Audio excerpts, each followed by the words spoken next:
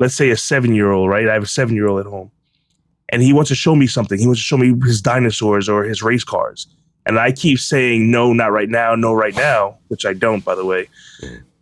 When he gets older, he's not going to want to talk to me because what was important to him when he was 7, I felt wasn't important. So when he's 15, he doesn't want to hear it anyway because, he doesn't have time.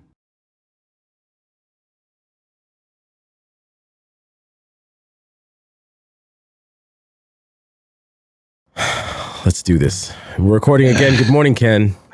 Good morning, Fenton. Wow, that was pretty quick. All right. Yeah. I'm ready. I'm up. I'm awake now. Yeah. How you feeling, sir? I feel like trash. My body feels like trash. My mind is sharp as a razor. How are you? Hope you feel better soon. I'm good, man. I was playing with some my new toy. I got a leaf blower, gas powered leaf blower. Like Iron Man flying around the backyard.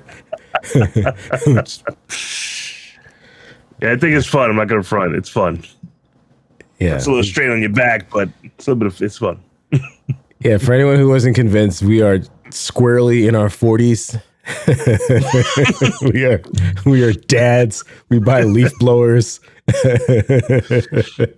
Got the cool gloves. We're wearing New Balances and khaki cargo shorts. And you got to remember the tall white socks. The knee-high socks. Fanny packs. Yeah. Come on, y'all. The guy told me it was the Porsche of leaf blowers, so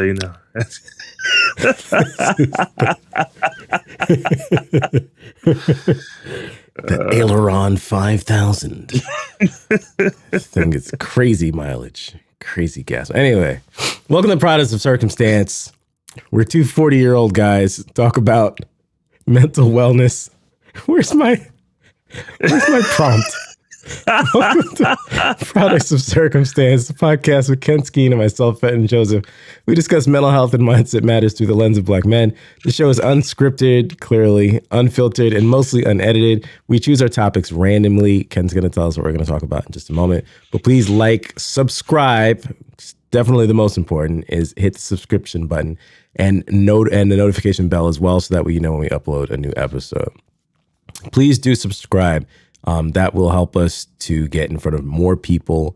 More views and more subscriptions means that we'll be able to do more things, and make this reach as many people as possible so they can get the help that they need on their personal development journey. So we appreciate that. And with that being said, Ken, let us know what we're going to talk about. All right. So I don't have a title for it, but I want to talk about, I guess, trauma, childhood trauma that a parent has gone through, and now you're raising your children, but the trauma you had, you're I guess reflecting on them. So my wife and I were talking the other day, the way our parents raised us, we have West Indian parents. She's Trinity Jamaican. My parents are from Belize. And, you get raised being, hit, or you can't talk back, or, don't talk when adults are present, or whatever it may be. I'm sure a lot of people can relate, not just West Indian, just anyone has parents from like any old country, right? Can relate to this. And now we're raising our children, but we have our own issues because our parents had issues that they never resolved. So now we have issues we never resolved, and now we put it onto our children. And it's like an example would be in the sense of, the whole instance, your child shouldn't tell you their emotions. God forbid your child told you their emotions. That's talking back. No, it's not. If you don't let your child express themselves, and I'm not telling people how to parent. You do you. I'm not raising your children. I'm raising mine. Right. But we allow our children to express themselves because a lot of us weren't allowed to do that growing up. So if you don't teach them to express themselves when they're young, how will they know how to express themselves when they get older as adults? And then it just goes down the line, and that, it just goes to when they're raising their children now, that whole trauma. Yeah. But even like putting your kid in the corner or telling them, time out, to be quiet, take away video games, take away nowadays cell phones, but you don't get to the cause of why they reacted in a way, why they acted out in a way, why they may have said something. If you don't get to the root cause of it, all you're doing is just waiting for it to happen again. All you're doing sometimes by beating your children is telling them to be scared of you, to be frightened of you, and not to respect you. Because people can say, well, my child respects me because they know what's going to happen. That's not respect. That's fear. Right. And now they may just do that to that child, and the cycle just keeps on going over and over and over. So I'm not a psychiatrist. I'm not a psychologist. I'm not a doctor. I'm just telling you, how we raise our children and how we're changing compared to how we were raised. And not that I was raised horribly. My parents are amazing the way they raised me. But there were certain things that they passed on from what they learned. And then, quote unquote, that's all they knew. But no, there's so much. The internet makes the world so much smaller now that you can research on other ways to be an effective parent, right? Yeah. Now, I'm not saying that you shouldn't reprimand your children for doing something bad, but you got to talk it out. Why did you do that? Why did you say that? And let them express why. And maybe you may hear an answer that says, oh, wow, well, I didn't think about that. Right. I didn't think that was the reason. And maybe I need to be more present or listen a little more when you speak, even though you're only 10 years old. It doesn't mean they don't know anything. Right. I think Fenton and I have talked about this before. When your child, let's say a 7-year-old, right? I have a 7-year-old at home, and he wants to show me something. He wants to show me his dinosaurs or his race cars. And I keep saying, no, not right now, no, right now, which I don't, by the way. When he gets older, he's not going to want to talk to me because what was important to him when he was 7, I felt wasn't important. So when he's 15, he doesn't want to hear it anyway because, he doesn't have time. Yeah. So you got to be careful with that. Again, I'm not telling you how to raise your children. I will repeat that over and over. I'm just explaining maybe there's another way other than what we were taught that has been just passed down generation to generation of trauma that was never resolved. Wow. This is a heavy one, man. There's good days and there's bad days, right? We all have our ups and our downs. And I think with kids, it's easy to not forget that they have bad days or forget that they have, their low moments, but it's easy to deal with kids when they're happy. Everybody wants to see a happy kid. No, ha, ha, ha, yeah, they're so fun. They're running around, they're joyful. But when they don't feel happy, when they're mad, they're frustrated, they're sad, they're disappointed, it's like, then you don't want to hear it, Oh, whoa. What's all this yelling about? Oh, what's with all the crying? What's with the sad face? And you want kids to be perky all the time and be happy all the time. That's not the human experience. That's not our experience. And so, to your point, you have to be willing to give them space to deal with those feelings, to feel their feelings, to process their feelings, and to express those feelings. First they have to be able to express them. You could work on how they're expressed, but they need to be able to have an outlet. And I think that as far as trauma goes, I come from a Caribbean household too. And like you said, it's not just Caribbeans, it could be from anywhere. We got hit. You know what I'm saying? It's like we squarely grew up in the I'll give you something to cry about era.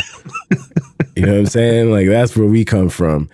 And, that wasn't cool. I've asked my father, he doesn't watch this anyway, but I've asked my father, hey, man, look, if you could have done it differently, would you have beat us? You know what I'm saying? Would you, if you had to do it again, would you still beat us? The way? And he said, nah. He said, I still think, y'all probably could have gotten a tap upside the head every now and again because, y'all just did dumb things, which we did. He said, but nah, I probably wouldn't have hit y'all, the way that we did. Nah. And I was like, I appreciate you saying that because it was the Wild West. It was crazy. Did CPS even exist? Nah, man. Let me just, I'm a funny guy in my own head. My mom thinks I'm funny. And so I'm using some levity here. I don't want to paint my parents out to be, criminals either, right? Like they loved us, they took care of us, but they also did hit us. And they found, I'm sure, as a result of their own childhood, that beating a child or hitting a child, corporal punishment, was an effective means of rearing a child to get them to do what you wanted to do. As you stated, when you do that, you're really teaching them to fear you. You do what I say or else there are consequences. And that is traumatic. Because again, in the human experience, we want autonomy. We want independence. We see that from the time kids are little kids, little babies. Let me do it. I can do it, right? Mm-hmm. They want to do things on their own. They want to be able to make up their own mind. Our country was birthed from the idea of autonomy and freedom of expression and speech and religion. And we want to do things the way that we want to do things. Don't tread on me. You know what I'm saying? Like people running around on their license plates in the eyes, don't tread on me, live free or die. Like we all understand this innate, desire that we have as human beings to want to do things the way that we want to do it. But in a weird, twist of fate, an ironic twist of fate, we as parents historically stamp out any traces of independence and autonomy from our children and say it's my way or the highway. Not that you're putting a 5-year-old out on the street, but you're going to do what I say because I said so. Not because you're triggering people right now. Not because this is a better way. This is logical. This is pragmatic. Not because logic, not because science, because ego, because I said so. Mm-hmm. My wife and I, we spend a lot of time explaining to our daughter why we ask her to do things. It takes like a large portion of our day and a large amount of mental energy, to explain to a 4-year-old why she should be doing something or why she should not be doing something. But I guarantee you, we are raising a child who will have very good logic, very good reasoning, empathy, and be able to make informed decisions for her own life, through rational thinking and not out of a traumatic response. Not out of, well, I remember when I was a kid and if I didn't do this, then this happened. If then is like, that's like flight or flight stuff. You know what I'm saying? That's lizard brain, amygdala stuff. Like, you don't want to be so basic. We're not Neanderthals. Like, oh, there's a lion out there, so I'll stay in here. Like, that's just very basic thinking. For survival, you want to be able to be a bit more nuanced and say, well, let me consider all of these things in the consideration set and, how other people are feeling and how I'm feeling and short-term outcomes and long-term outcomes. And like, we're teaching her to, to really think and not just do because what we say to do, because that's what happened to us growing up.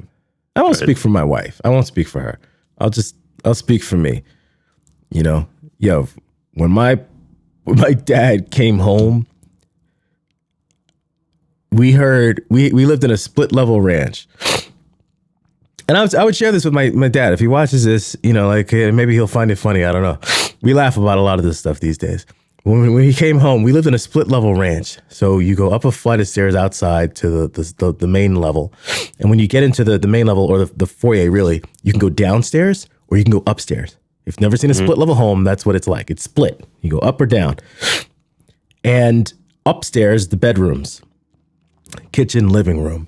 And above the bedrooms are above the garage. So what my dad would do, he'd come around the corner down the street and you could see our house from around the corner. It's a clear line of sight. So his garage door opener, he would hit the garage door opener from down the street because it would work from all the way down the street. So by the time he pulled into the garage, he would just pull the car right in. There's a reason why I'm sharing all this. So my brothers and I, we would be like little knuckleheads do, running around doing everything else that we're not supposed to be doing, right? None of the chores are done. The dishwasher is not put away, dishes are in the sink. The place is dirty, whatever, blah, blah, blah. And we would freeze. when we hear the rumbling, right? Because you're in the bedroom, it's above the garage. Hold on, what's that? It's the garage.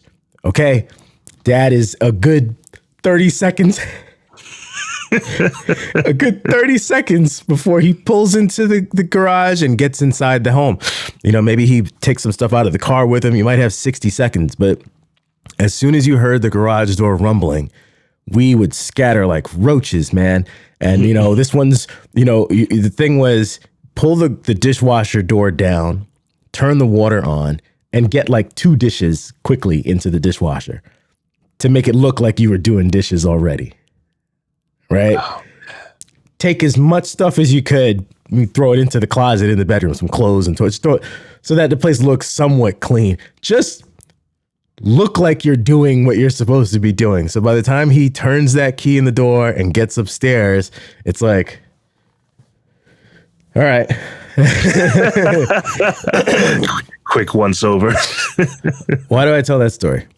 Because if that man came upstairs and found nothing done the way that it was supposed to be, the way that he expected, the way that they dictated, all hell was going to break loose.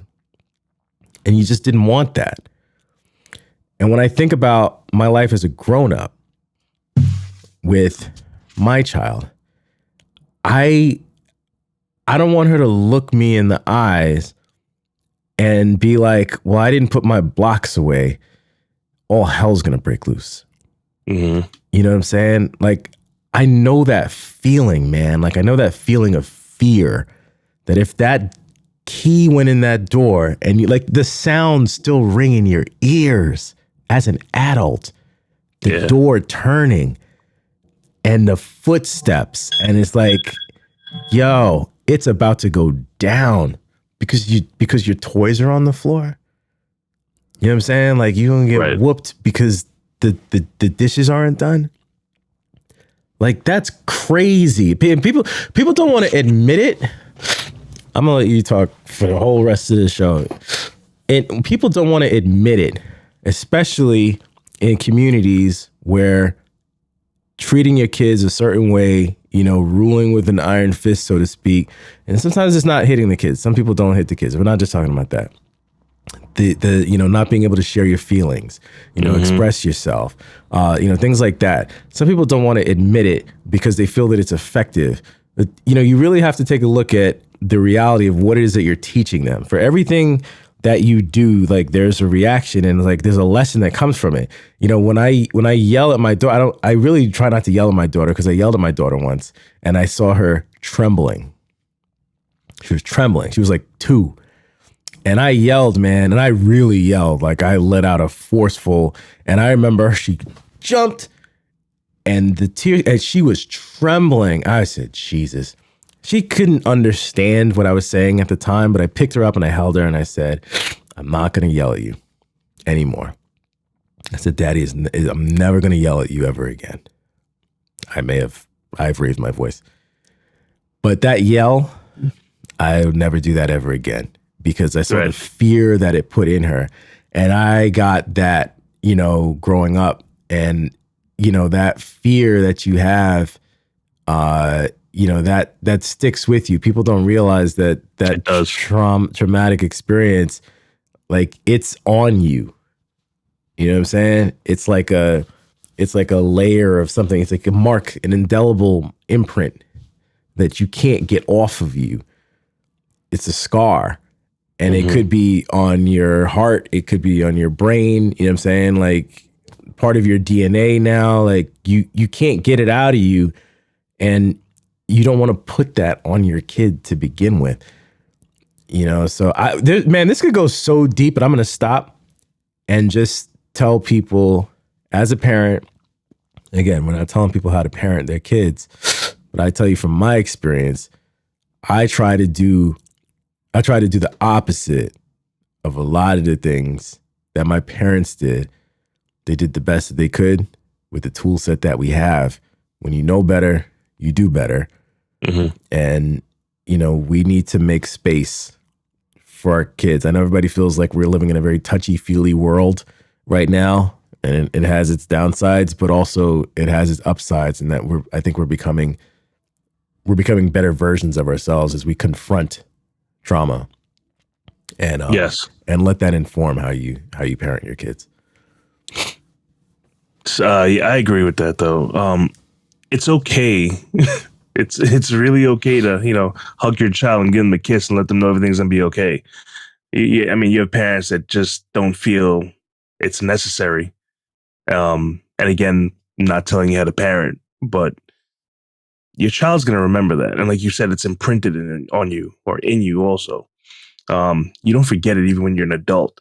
It still affects you. That's why so many adults going to see psychiatrists. They're trying to fix or mend the I don't want to say abuse, but let's say the effects of their childhood, because they're realizing that it's affecting the way they're raising their children, or just affecting their daily life, their daily routines. Yeah. And again, my wife and I we talk about this. She's the one who really brings it up more, and then I'm the one who's like, all right, you know what? That makes sense. And I think it's when we have four now, but when we had the two, and my daughter was probably like 4 and my son was 2 years old, and that's when we came to the decision of we're not going to hit our children. We're going to do it differently. We're going to talk to them. We're going to hear them out. We're going to understand them. And it's been working. My daughter's 16 this year. My son's 14 this year. You have the 7-year about to, we've been doing it that long now that it actually does work, where they're not in fear. Don't get me wrong. I tell you clean your room, clean your room. I still do the stare. I still got the dad stare down. You have to. But yeah, screaming and yelling at them, it's not going to do anything. It's going to just raise your stress. It's going to raise your blood pressure. What are you doing? Then your child's never going to want to talk to you about important things. So be careful. Again, not telling anyone how to raise your children.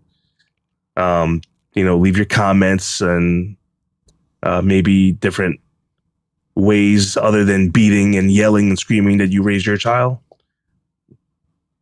Share it with the world so they could see, maybe there is a different way. Mm-hmm. But, I have a question for you. Go ahead.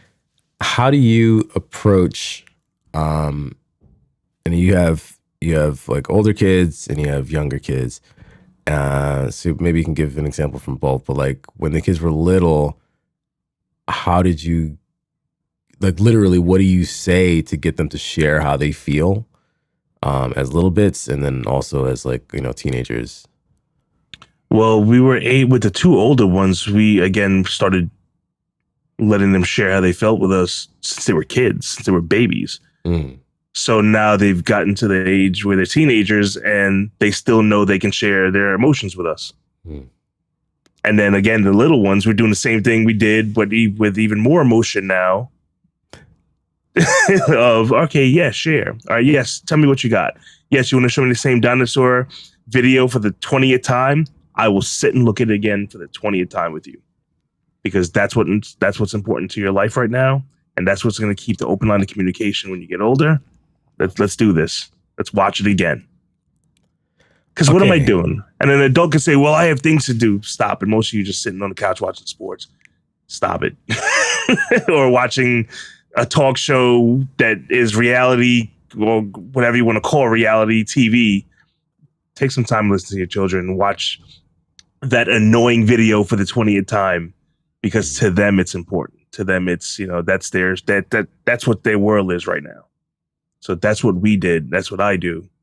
And it's been very effective. So that is the sharing. It's not just when they, have big feelings, but also, sharing everyday little moments, and you paying attention to that teaches them, all right, I can talk to daddy, I can talk to mommy about, everything, including everything, the little mundane things, because they matter to them. Yes. Like I said, I have a daughter who's going to be 16, and I have an open line of communication with her still. Yeah. Which I hear things like, oh, when they turn 13, 14, you lose them until they're 20. No, still an open line of communication. Which is amazing. And she listens to this podcast, so. Hey. Hey. It's That's awesome. That's But, I think it's important for people to hear that it's possible, that there are ways that you can connect, and there may not be ways that you think. Like it might not strike people, as obvious that if a kid says, "Let me show you this thing." And my daughter does that all day long. It's like, "Daddy, I want to show you something. I want to show you something." And it's like a sticker that she put on the wall, or, if we're outside taking a walk, it's like, look, I want to show you something. It's like, I may be intently trying to go somewhere with her. And it's like, we need to go. So, but also, she wants to show me this, flower that she saw, or a rock. It's always a rock, and it's important to her. And if I shun that and I'm like, we can't look at that right now. I just leave it. That's also communication. Mm-hmm. You can't just be available when it's the good times. It's also got to be, in the bad times, and not just the bad times, but also the good times. Because I guess that's also a thing. Oh God, yeah. Imagine if a kid was like, I got like a star, in school. I did a great job or whatever, and you're like, yeah, I can't, ding that right now. That's a good thing. It's happening. It's happening, man. Right. Yeah, I could do better than that with that. And I'm a pretty present parent. Like, I'm home. I'm here. I'm not going anywhere. I'm here all day. I'm gonna go get my kid, drop the kid off. Like, I'm here. But being here and being present are two different things. Yes, they are. So I've made up my mind to try to do more work at night, less work during the day, so I could be present with her. And I'll be honest, man. Sometimes I still just be zoning out. Yay. 2:00 in the afternoon. I'm like, I don't, if you say, look at Peppa Pig one more time, sometimes she says, Daddy, look at the screen. Daddy, look at what's about to happen. Daddy, look at the screen. Because I'm not looking. I'm like, I don't want to watch another episode of Bluey. I love Bluey. What's Bluey? Bluey is a cartoon. It's Australian. It's on Disney. It's amazing. Everyone should watch Bluey, even adults. Yeah. Such a good cartoon. Bluey. I'll send it to you. Anyway, what she's enjoying something and she just wants to share in it. She wants to share with me. Mm-hmm. And isn't that what intimacy is all about? Mm-hmm. When you have somebody and you want to share something with them, like you that's a gift that somebody is giving you. When you send me like a Porsche thing on Instagram, that's a gift, that you want to share with your friend. And you're like, hey, who would really, really like this as much as me? Fenton! Said it. Yeah, dude, that's dope. You know what I'm saying? Like, and sometimes I'll see stuff from you that's like 3 days old. And I'm like, oh man, I haven't, even tapped, to respond yet. Because these days, I don't be on IG as much as I used to, but I'll try to, tap in, you know what I'm saying? At least leave an emoji, whatever. It's like, I saw it because you're sharing something with me. And that stuff starts from the time we're little kids. If I have something funny, whatever, like I text my wife, hey, check this out. Yeah. Some things I put in the family chat or whatever. It's like, that's intimacy. And, kids need to learn how to be able to share. And I think they don't know. I'll take that back. I don't think they need to learn how to share. They know. I think we're wired as human beings to find other people that we like to share things with. And again, when you push back on that, stifle it, then that makes them not want to share. Imagine a kid who tried to share their feelings as a kid and got stifled and shunned. You think who are they gonna open up to as adults? They'll probably have problems like making connections with people and, have trouble in relationships because they can't open up to people, because they tried when they were kids and it didn't work. And maybe you do that because your parents didn't, let you open up to them, and maybe their parents didn't let, I'm saying? Like, it's generational. And it's like, at some point you got to be like, all right, like there's a dam here. It's like an emotional dam. Like, we got to blow this dam and just let the feelings flow, and with everything that I'm not like a civil engineer or anything, but I would imagine there are some risks associated with opening up a dam and water flowing in places it didn't flow before, things to get washed away. It's a bit of a tsunami, an emotional tsunami. But you know what? It needs to happen. Yeah. In nature, water is going to go where it goes. It's going to flow where it flows. And there'll be new landscapes. And, we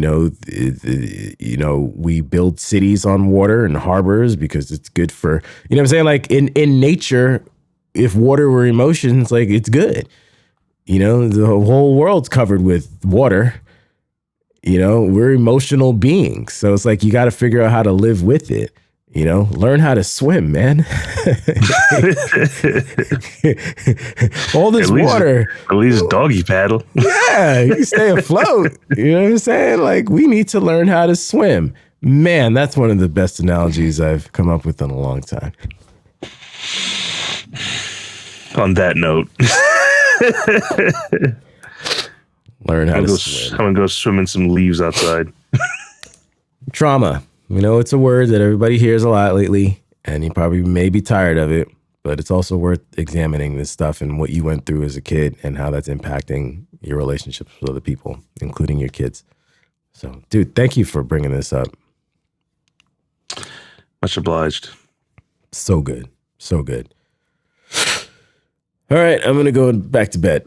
I'm going to go put my New Balances back on with socks. All right, Dad. Let me stop. Peace, y'all. Anyway, always a pleasure, sir. Love you. Take care. You too, Feel man. better. Thank you. All right.